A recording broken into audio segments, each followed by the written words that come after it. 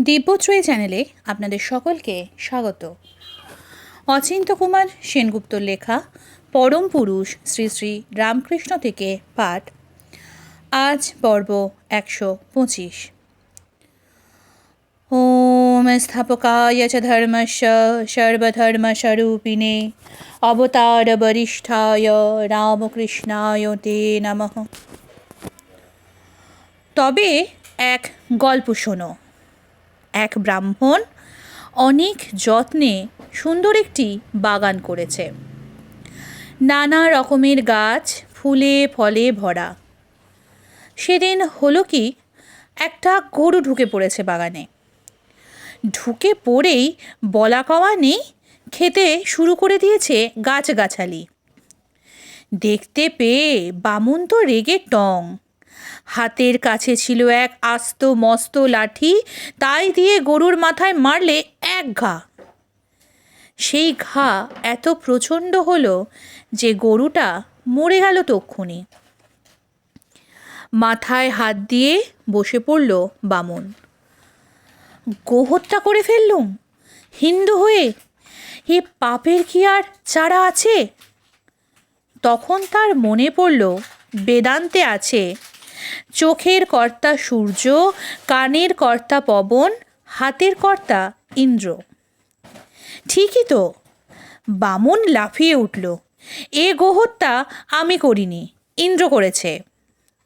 যেহেতু ইন্দ্রের শক্তিতে হাত চালিত হয়েছে, এ গোহত্যার জন্য দায়ী ইন্দ্র। মন খাঁটি করলে বামুন, ফলে গোহত্যার পাপ তার শরীরে ঢুকতে পেল না। মনের দরজায় ধাক্কা খেয়ে থমকে দাঁড়ালো। মন বললে, এ আমার নয়, ইন্দ্রের। আমাকে কেন, তাকে গিয়ে ধরো। পাপ তখনই ছুটল ইন্দ্রকে ধরতে। ব্যাপার শুনে ইন্দ্র তো অবাক। বললে, রোশো, আগে বামুনের সঙ্গে দুটো কথা কয়ে আসি। মানুষের রূপ ধরে ইন্দ্র তখন এলো সেই বাগানে। ফুল ফল লতা পাতা দেখে মন খুলে খুব প্রশংসা করতে লাগলো। বামুনকে শুনিয়ে শুনিয়ে, মশাই বলতে পারেন এ বাগানখানি কার? জিজ্ঞেস করলো বামুনকে। আজ্ঞে, এটি আমার করা। এসব গাছপালা আমি পুঁতেছি। আসুন না, ভালো করে দেখুন না ঘুরে টুরে। ইন্দ্র ঢুকলো বাগানের মধ্যে। যেন কতই সব দেখছে, এমনি ভাব করতে করতে অন্য মনস্কের মতো সে জায়গাটায় এসে উপস্থিত হলো যেখানে সদ্য মৃত গরুটা পড়ে আছে। রাম রাম, এ কি, এখানে গোহত্যা করলে কে? বামুন মহা ফাঁপড়ে পড়ল। এতক্ষণ সব আমি করেছি, সব আমার করা বলে খুব বারফট্টাই করছিল। এখন মাথা চুলকোতে লাগলো। তখন ইন্দ্র নিজ রূপ ধরলে, বললে, তবে রে ভণ্ড, বাগানের যা কিছু ভালো সব তুমি করেছ, আর গোহত্যাটাই কেবল আমি করেছি বটে। নে তোর গোহত্যার পাপ। আর যায় কোথায়, পাপ এসে ঢুকে পড়ল ব্রাহ্মণের শরীরে। তাই বলি, যা করেন সব তিনি, এই বলে নিজেকে ঠকিও না। নিজের বেলায় ভালোটি আর মন্দটি ভগবানের ঘাড়ে, ওটি চলবে না।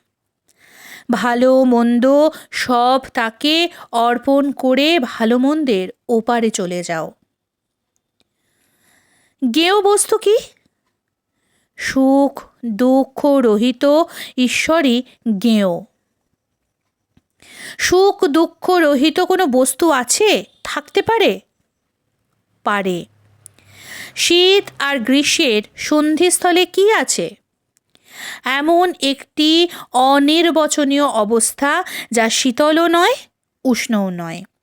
যদি শৈতষ্ণতা জ্ঞানহীন বস্তু থাকা সম্ভব, তাহলে সুখ দুঃখবিহীন বস্তুর অস্তিত্বও মানতে হবে।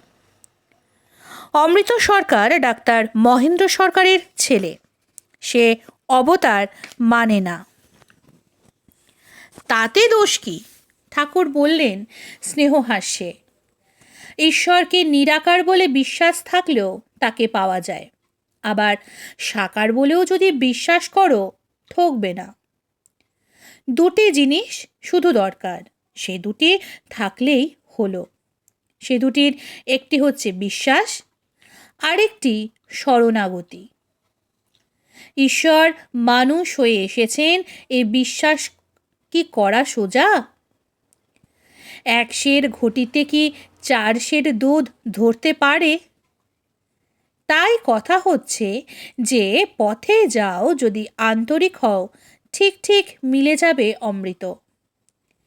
মিছরির রুটি সিধে করেই খাও আর করেই খাও, সমান মিষ্টি।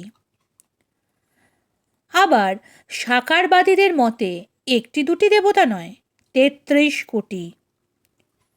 হলোই বা, কলকাতা শহরে হাজার হাজার ডাকবাক্স, বড় পোস্ট অফিসে ফেলো আর ছোট ওই ডাকবাক্সেই ফেলো, ঠিকানা যদি ঠিক ঠিক লেখা থাকে যথাস্থানে গিয়ে পৌঁছবে। একটি ডাক পাঠাও তাকে, তোমার পায়ে পড়ি, পাঠিয়ে একবারটি দেখো ঠিক পৌঁছোই কিনা। তোমার ছেলে অমৃতটি বেশ, ডাক্তারকে বললেন ঠাকুর। সে তো আপনার চেলা। আমার কোনো শালা চেলা নেই, ঠাকুর হাসলেন। আমি সকলের চেলা, সকলেই ঈশ্বরের ছেলে, ঈশ্বরের দাস। আমিও ঈশ্বরের ছেলে, ঈশ্বরের দাস। চাঁদ মামা সকলের মামা। একটি যুবক ঠাকুরকে এসে জিজ্ঞেস করলে, মশাই, কাম কি করে যায়? এত চেষ্টা করি, তবু মাঝে মাঝে মনে কুচিন্তা এসে পড়ে। আসুক না, ঠাকুর নিশ্চিন্তের মতো বললেন। কেন এলো তাই বসে বসে ভাবতে যাওয়া কেন? শরীরের ধর্মে আসবে, তাই বলে মাথা ঘামাবি নে। মাথা না ঘামালেই মাথা তুলতে পারবে না কাম। তাছাড়া তোকে বলে দিই, কলিতে মনের পাপ পাপ নয়, কিন্তু মনের ও ভাবটা যাবে কি করে? হরিনামে, হরিনামের বন্যায় ভেসে যাবে সব আবর্জনা। যোগিনেরও সেই জিজ্ঞাসা, কাম যায় কিসে? শুধু হরিনামে যাবে সে মানতে রাজি নয়। কত লোকই তো হরি হরি করছে, কারোরই তো যাওয়ার নমুনা দেখছি না। পঞ্চবটিতে এক হঠযোগী এসেছে, তার সঙ্গ করল।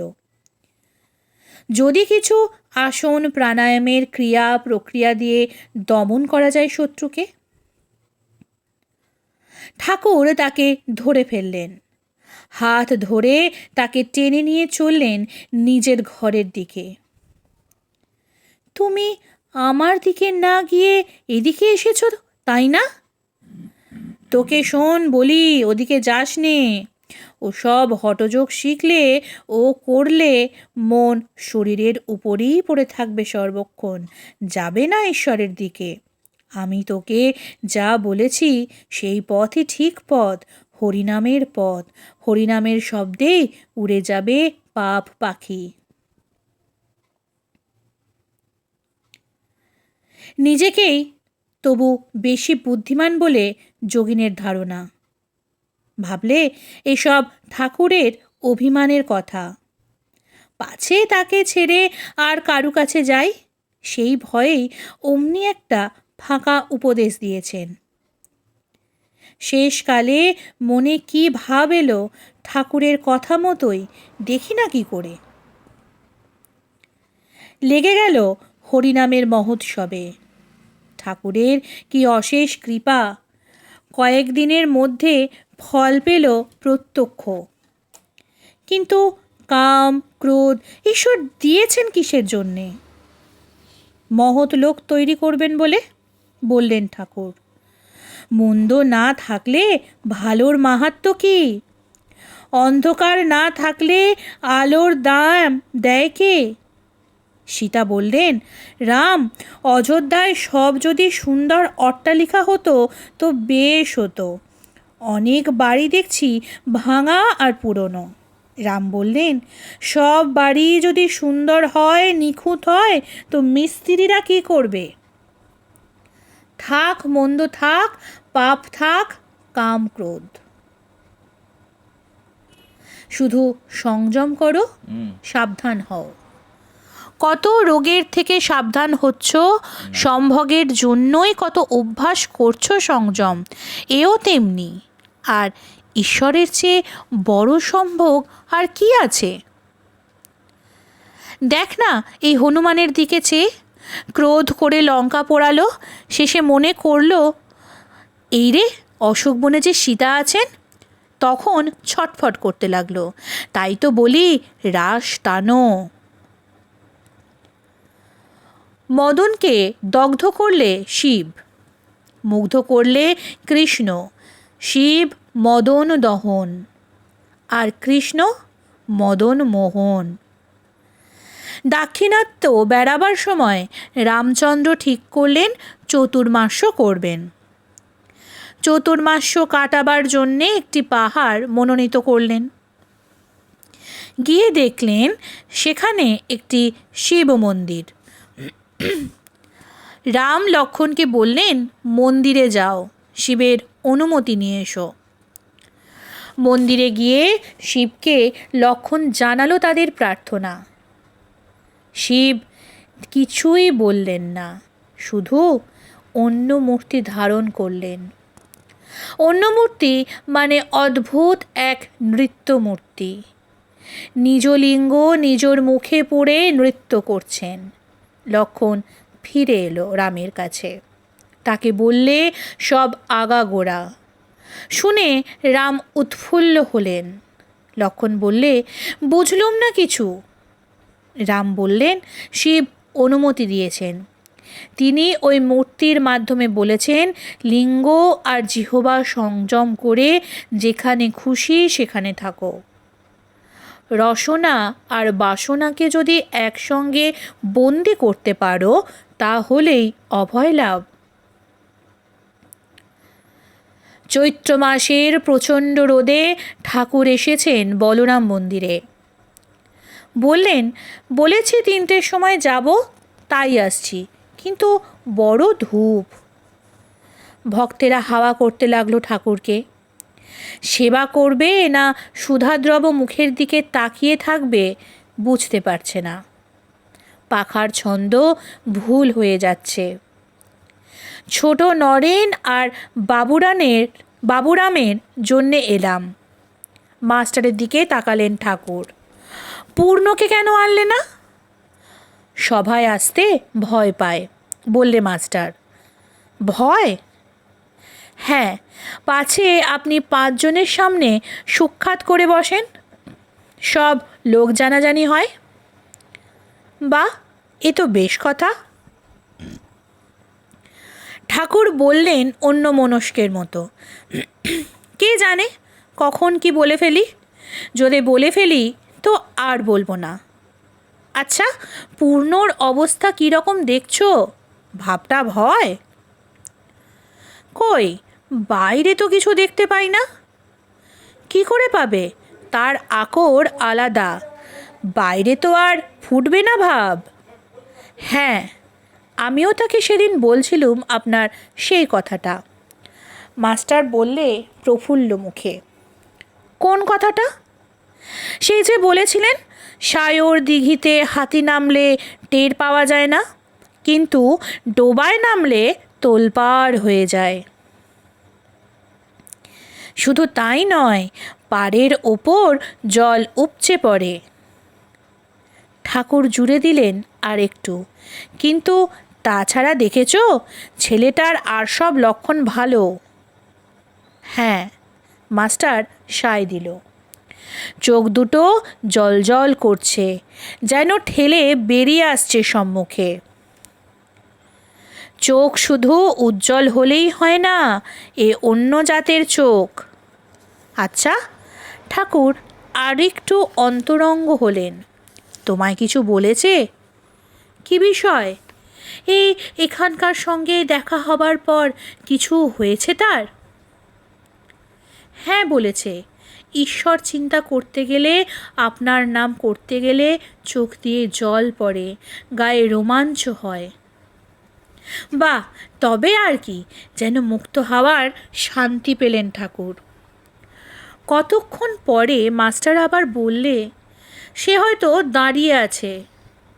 কে? কে দাঁড়িয়ে আছে? চমকে উঠলেন ঠাকুর। পূর্ণ? কোথায়? দরজার দিকে উৎসুক হয়ে উঠলেন ঠাকুর। উঠি উঠি করতে লাগলেন। এখানে নয়, হয়তো তার বাড়ির দরজার কাছে দাঁড়িয়ে আছে, বললে মাস্টার। আমাদের কাউকে যদি যেতে দেখে রাস্তা দিয়ে, অমনি ছুটে আসবে, প্রণাম করে পালাবে। আহা আহা ভাবে তন্ময় হলেন ঠাকুর। ও একটা বিরাট আধার, তা না হলে ওদের জন্যে জপ করিয়ে নিলে গা।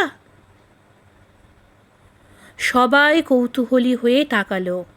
ঠাকুর বললেন, হ্যাঁ গো, পূর্ণর জন্য বীজমন্ত্র জপ করেছি। বিরাট আধার, কিন্তু পূর্ণর বয়স মোটে 13। বিদ্যাসাগরের স্কুলে 5ম শ্রেণীতে পড়ে।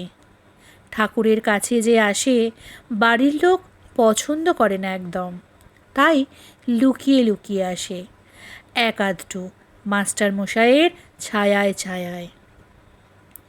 সবাই সন্ত্রস্ত, কে কখন টের পায়।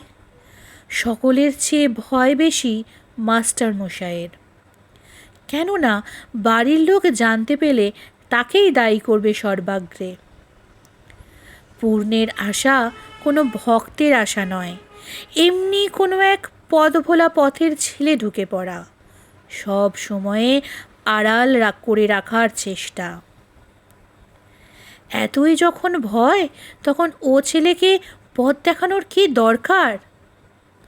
আমি পথ দেখাবো? ও নিজেই পথের ঠিকানা নিয়ে এসেছে। কে ওকে বলেছে ঠিকানা কে বলবে? কানের কাছে মুখ এনে ঠাকুরও বলেছেন চুপি চুপি, সেসব করো যা সেদিন বলে দিয়েছিলাম। সেসব করো যা সেদিন বলে দিয়েছিলাম। পূর্ণ ঘাড় নাড়ল। হ্যাঁ করি। স্বপনে কিছু দেখো? আগুন, মশালের আলো, সধবা মেয়ে, শ্মশান মশান, এসব দেখা বড় ভালো, দেখো।